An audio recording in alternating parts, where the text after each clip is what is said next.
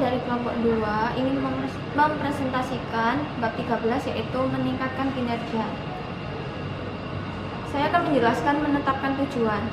Teori penetapan tujuan adalah teori motivasi yang menyatakan bahwa setiap orang memiliki tujuan jelas yang memberikan mereka energi serta mengarahkan pemikiran.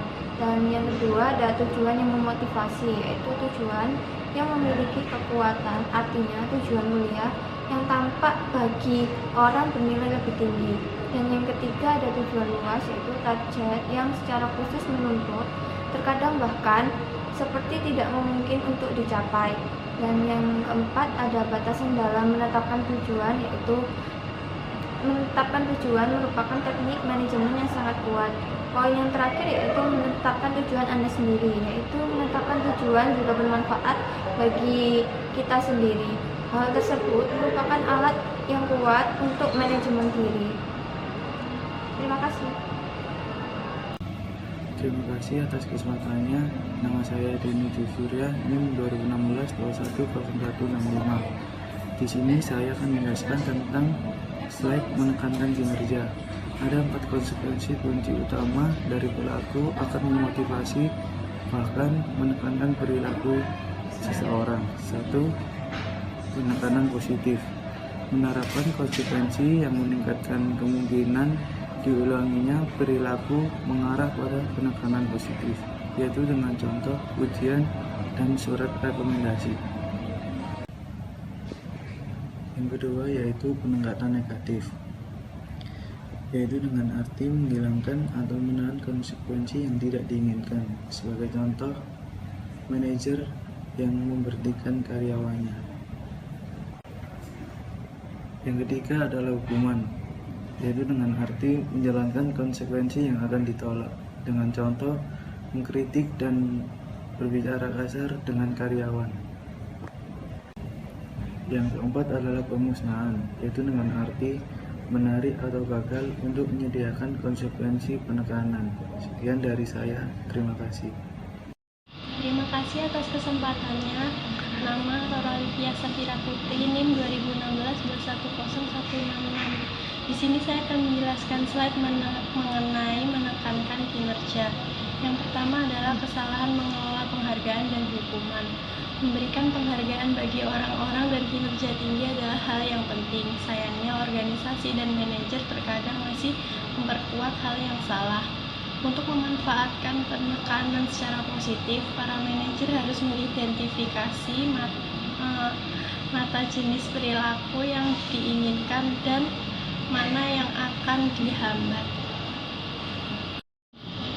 Yang kedua adalah mengelola kesalahan. Para manajer bereaksi terhadap kesalahan bawahan memiliki dampak besar pada motivasi karyawan. Tetapi manajer yang terlalu banyak menggunakan hukuman atau menggunakan secara tidak tepat akan menciptakan iklim ketakutan dalam lingkungan kerja. Rasa ketakutan menyebabkan orang-orang hanya berfokus pada jangka pendek dan hanya berfokus pada dirinya sendiri. Jika Anda seorang pemimpin, bicarakan kegagalan Anda kepada karyawan Anda dan tunjukkan cara Anda untuk mengatasinya. Yang ketiga adalah memberikan umpan balik. Sebagian besar manajer tidak memberikan cukup banyak umpan balik yang berguna dan kebanyakan orang tidak menerima atau tidak meminta cukup banyak umpan balik. Sebagai manajer, Anda harus memberikan pengarahan yang penuh ketika karyawan meminta untuk Anda memberikan umpan balik. Adalah konsep dasar dari teori harapan. Teori harapan adalah upaya kerja seseorang yang hanya mengarah pada satu level kinerja, dan kinerja tersebut mengakibatkan satu atau lebih hasil akhir bagi orang tersebut. Berikut adalah konsep dasar dari teori harapan. Harapan yang menghubungkan upaya terhadap kinerja dan instrumentalitas yang menghubungkan kinerja dengan hasil. Nama saya NIM 2016-210109. Saya akan menjelaskan presentasi selanjutnya. Saya akan menjelaskan tentang keyakinan yang terkait dengan kinerja. Pertama, hubungan upaya kerja, yaitu persepsi karyawan tentang kemungkinan bahwa upaya mereka akan membuat mereka dapat mencapai tujuan kinerja mereka. Yang kedua, hubungan kinerja hasil, yaitu kontes penjualan mengilustrasikan bagaimana kinerja akan menghasilkan suatu hasil atau konsekuensi bagi orang tersebut. Yang ketiga, dampak terhadap motivasi, yaitu agar motivasi tinggi, harapan instrumentalisasi dan valensi total dari semua hasil harga tinggi. Yang keempat, dampak manajerial dari teori harapan, yaitu membantu manajer membidik tepat pada poin-poin yang paling berpengaruh terhadap motivasi. Ada 3 implikasi berikut, yaitu meningkatkan harapan, mengidentifikasi hasil-hasil valensi positif, membuat instrumen kinerja untuk hasil yang positif. Terima kasih atas kesempatannya. Saya Dita Amelia, NIM 2016-210-170. Saya di sini akan menjelaskan tentang hierarki kebutuhan Maslow, merupakan suatu konsep kebutuhan manusia dan menggolongkan kebutuhan dalam hierarki yang terdiri dari 5 tipe. Berdasarkan Maslow, setiap orang akan termotivasi untuk memuaskan kebutuhan yang lebih rendah sebelum kebutuhan yang lebih tinggi. Dan di sini terdapat piramida yang berdasarkan Maslow tadi. Yang pertama yaitu aktualisasi diri, yang kedua ego, yang ketiga sosial, yang keempat keselamatan, dan yang kelima fisiologis. Selanjutnya saya akan menjelaskan tentang kebutuhan menurut ERG Alderfer. Yang pertama yaitu kebutuhan keberadaan, yaitu semua materi-materi keinginan fisiologis. Yang kedua yaitu kebutuhan keterhubungan, yaitu hubungan yang melalui proses pembagian pemikiran dan perasaan secara aktual. Dan yang ketiga yaitu kebutuhan perkembangan, yaitu memotivasi seseorang untuk produktif dan kreatif. Terima kasih atas kesempatannya. Saya Fiasari Sandika Argelia dengan NIM 2016-210-172. Di sini saya akan melanjutkan penjelasan dari rekan saya, yaitu kebutuhan menurut Maxillen. Yang pertama yaitu kebutuhan pencapaian. Kebutuhan pencapaian ditandai dengan orientasi kuat terhadap pencapaian dan obsesi kesuksesan untuk mencapai tujuan. Yang kedua yaitu kebutuhan afiliasi. Kebutuhan afiliasi adalah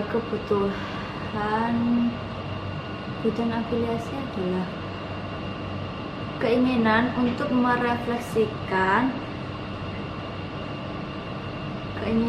merefleksikan kita untuk kuat terhadap orang lain. Yang ketiga yaitu kebutuhan kekuatan, adalah keinginan untuk mempengaruhi dan mengendalikan orang lain. Selanjutnya yaitu teori kebutuhan atau perspektif internasional. Setiap manajer harus ingat bahwa kesuksesan akan kebutuhan bervariasi dari satu negara ke negara lain. Selanjutnya saya akan menjelaskan tentang merancang pekerjaan yang memotivasi. Yang pertama dengan penghargaan intrinsik. Penghargaan yang didapat oleh pekerja itu sendiri dari perusahaan itu sendiri. Yang kedua, penghargaan ekstrinsik. Penghargaan yang didapat oleh pemimpin perusahaan atau manajer dari perusahaan lain. Selanjutnya yaitu rotasi kerja.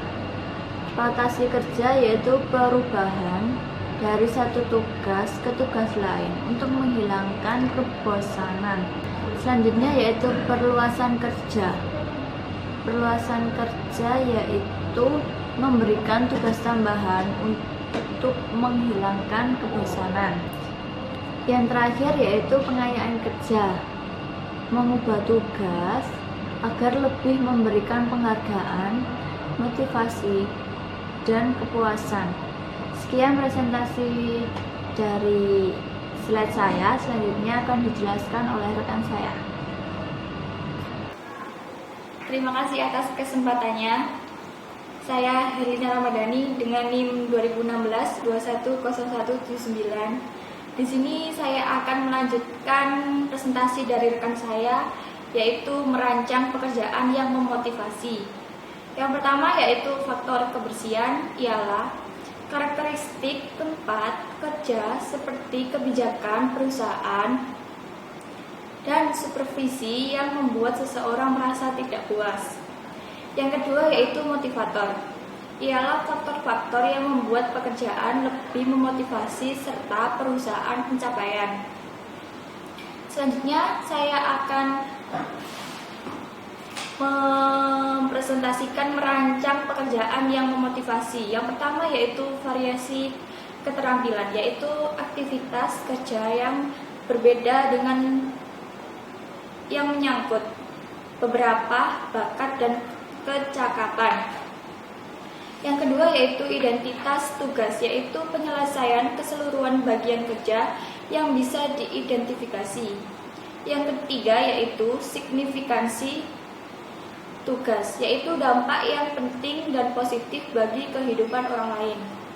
Yang keempat yaitu otonomi, kebebasan dan keleluasaan dalam mengambil keputusan. Yang kelima yaitu umpan balik, yaitu informasi tentang kinerja pekerjaan. Selanjutnya pemberian wewenang, yaitu proses membagi wewenang dengan para karyawan untuk memicu kepercayaan diri dalam melakukan pekerjaan yang berpengaruh pada organisasi. Terima kasih. Selanjutnya akan dijelaskan oleh rekan saya. Terima kasih atas kesempatannya. Saya Oktaviana Andrevariska, NIM 2016-210. Di sini saya akan mempresentasikan mengenai mencapai keadilan. Setiap orang tentunya menginginkan suatu keadilan, termasuk juga para karyawan yang bekerja di suatu perusahaan. Nah, titik awal yang dilakukan untuk menilai cara seseorang menginterpretasi kontribusi dan hasil mereka adalah teori kesetaraan. Nah, bagaimana sih teori kesetaraan itu? Jadi teori kesetaraan itu menyatakan bahwa ketika seseorang atau para karyawan menilai seberapa sih mereka itu diperlakukan secara adil, itu mereka dapat mempertimbangkan dua faktor. Yang pertama yaitu hasil atau outcomes, dan yang kedua yaitu masukan atau inputs. Nah, hal yang dapat kita lakukan dalam mencapai keadilan yang pertama yaitu menilai kesetaraan. Jadi para karyawan itu membandingkan rasio dari hasil terhadap input mereka secara pribadi dengan hasil terhadap input dari orang lain. Nah, jika perbandingan itu sama, maka para karyawan percaya bahwa hubungan tersebut setara atau bisa dikatakan adil. Yang kedua yaitu memperbaiki kesetaraan. Memperbaiki kesetaraan ini biasanya dilakukan oleh para karyawan yang merasa diperlakukan secara tidak adil atau mereka merasa tidak puas. Dan biasanya mereka itu melakukan hal-hal seperti mengurangi masukan. Itu biasanya itu seperti mereka bekerja pada tingkat yang lebih rendah dari biasanya, atau bahkan yang lebih ekstrim yaitu berhenti bekerja. Nah, dalam memperbaiki kesetaraan ini ada hal-hal yang dapat kita lakukan, misalnya kita memperbaiki perilaku atau mengubah persepsi antara masukan dan hasil. Kemudian yang terakhir yaitu keadilan prosedur. Apa sih keadilan prosedur itu? Keadilan prosedur yaitu menggunakan proses adil untuk mengambil keputusan dan meyakinkan karyawan lain bahwa proses yang telah dilakukan tersebut telah dijalankan secara seadil mungkin. Demikian, terima kasih. Selanjutnya, saya akan menjelaskan mengenai kepuasan kerja. Jadi begini, apabila seorang karyawan itu diperlakukan secara adil, maka karyawan tersebut akan merasa puas. Namun, di antara mereka juga akan ada yang merasa tidak puas. Nah, ketidakpuasan tersebut akan menimbulkan beberapa perilaku. Yang pertama yaitu pergantian karyawan yang tinggi. Jadi ketika karyawan itu merasa tidak puas karena diperlakukan secara tidak adil, maka biasanya mereka itu akan memutuskan untuk berganti pekerjaan atau bahkan berpindah dari perusahaan satu ke perusahaan lain. Nah, itu akan menyebabkan pergantian karyawan yang tinggi. Kemudian yang kedua yaitu ketidakhadiran yang tinggi juga. Nah, ketidakhadiran yang tinggi ini biasanya disebabkan karena karyawan itu merasa males. Sepertinya saya ini tidak diperlakukan secara adil, kenapa saya harus bekerja? Biasanya pemikiran mereka seperti itu. Jadi tingkat ketidakhadiran karyawan akan menjadi tinggi. Kemudian yang ketiga yaitu kurangnya perilaku baik dari atau sebagai warga organisasi dari karyawan. Nah, ini tuh biasanya tuh para karyawan merasa minder karena tidak diperlakukan secara adil. Jadi mereka akan lebih pasif dalam suatu organisasi. Kemudian yang selanjutnya yaitu lebih banyak tuntutan hukum dan lebih banyak keluhan.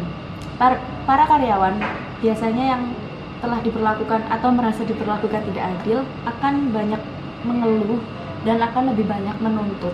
Kemudian yang terakhir yaitu pemogokan. Dari adanya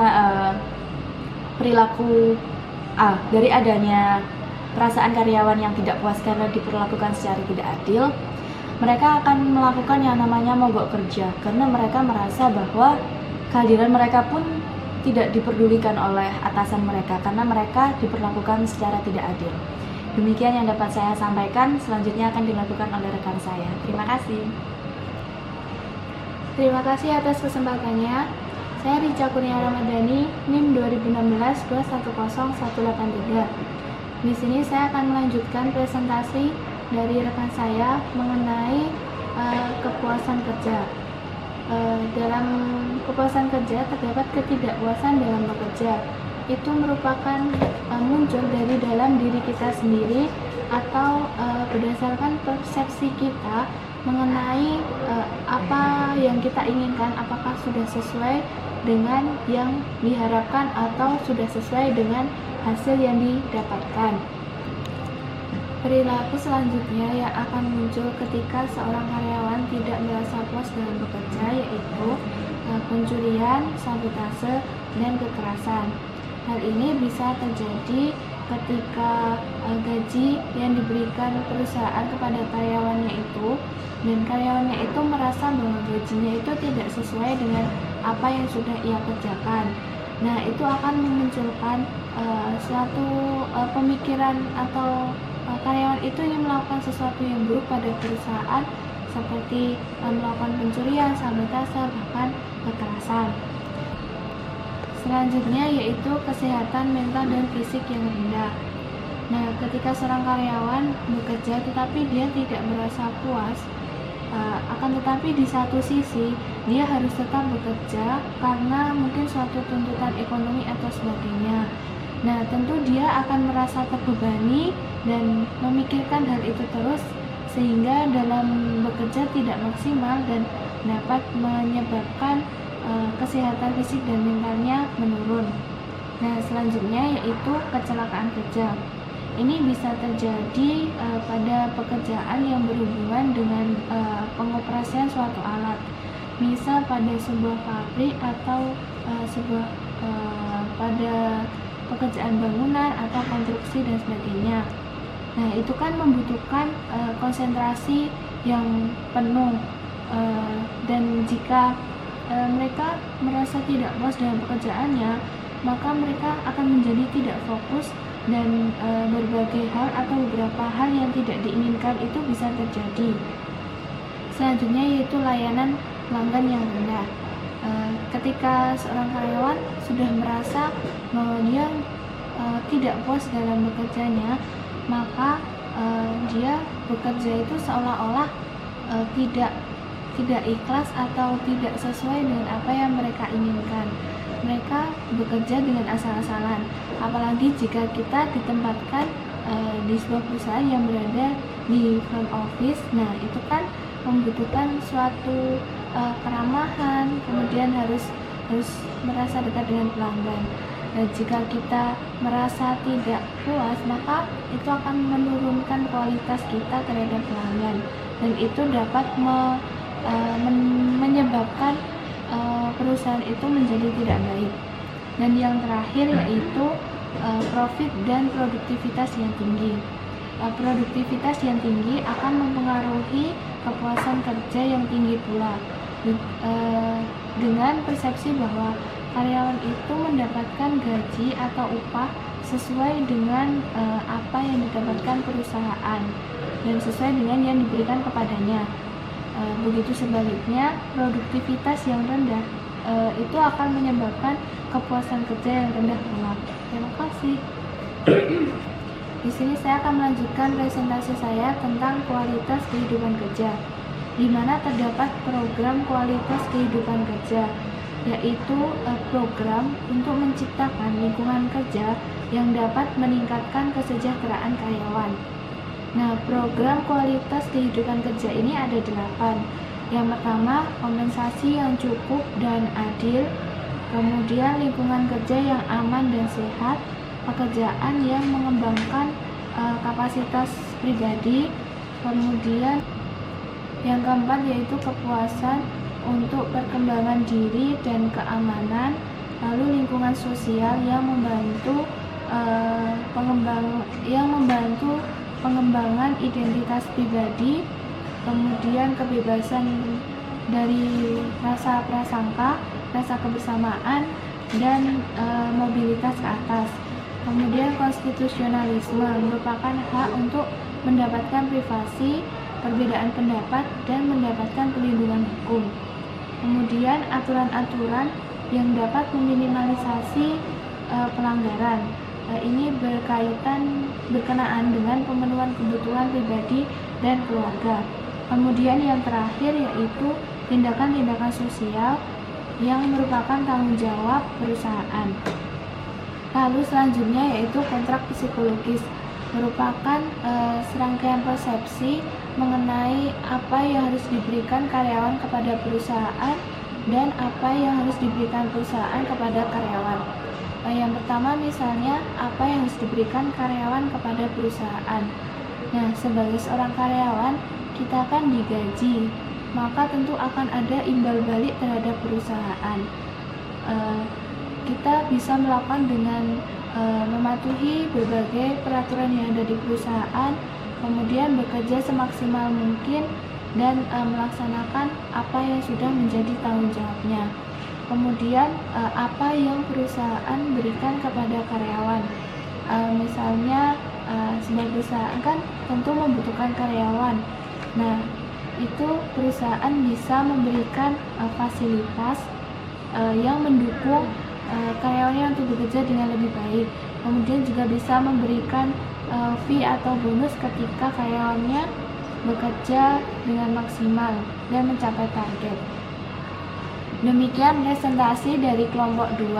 Kurang lebihnya kami mohon maaf. Semoga bermanfaat. Wassalamualaikum warahmatullahi wabarakatuh.